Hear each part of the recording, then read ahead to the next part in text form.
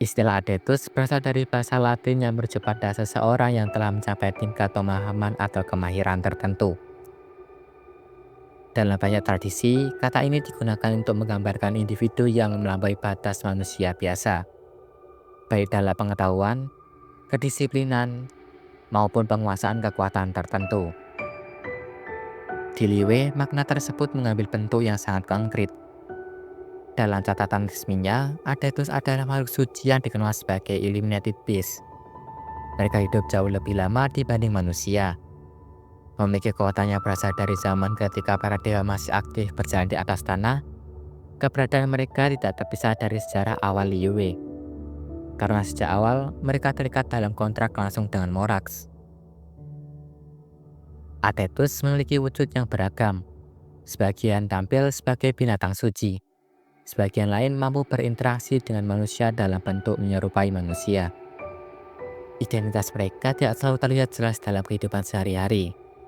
Namun pengaruhnya terasa dalam sejarah dan perlindungan wilayah.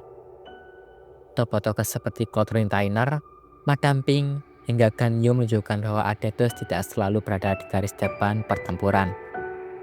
Ada yang memilih mengawasi dari kejauhan, ada pula yang membaur dalam kehidupan manusia. Namun seluruhnya memiliki satu kesamaan, keterkaitan pada kontrak kuno yang dibentuk bersama Rex Lapis. Kontrak antara Adetus dan Morax menjadi fondasi hubungan mereka dengan Liyue. Melalui kontrak ini, Adetus memiliki tanggung jawab untuk menjaga wilayah dari ancaman yang tersisa setelah Perang Arkon. Ancaman tersebut tidak selalu hadir dalam bentuk musuh yang jelas.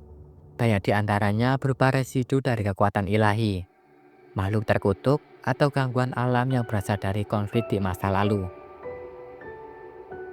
Adetus bertindak sebagai penyeimbang menghadapi bahaya yang berada di luar jangkauan manusia biasa. Meskipun memiliki kekuatan besar, Adetus tidak ditempatkan sebagai penguasa. Mereka tidak memimpin masyarakat, tidak mengatur ekonomi, dan tidak menetapkan hukum.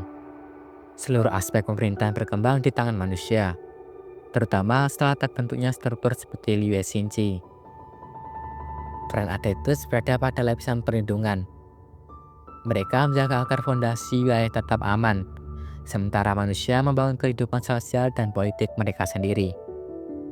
Pembagian ini memperlihatkan bahwa kekuasaan di Liyue tidak bertumpu pada satu pihak saja.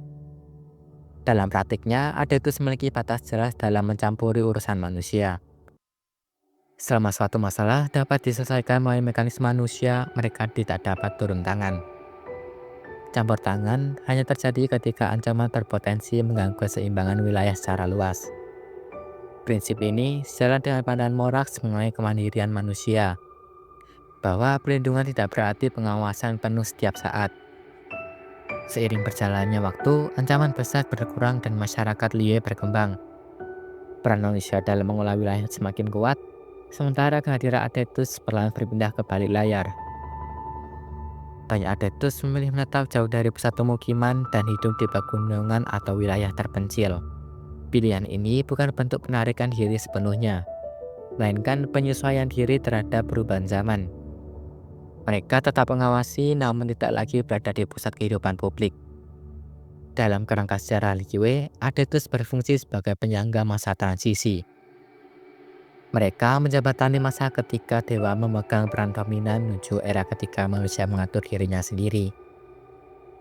Adetus adalah bagian dari proses tersebut, menjaga agar sisa konflik lama tidak kembali mengganggu kehidupan yang telah dibangun.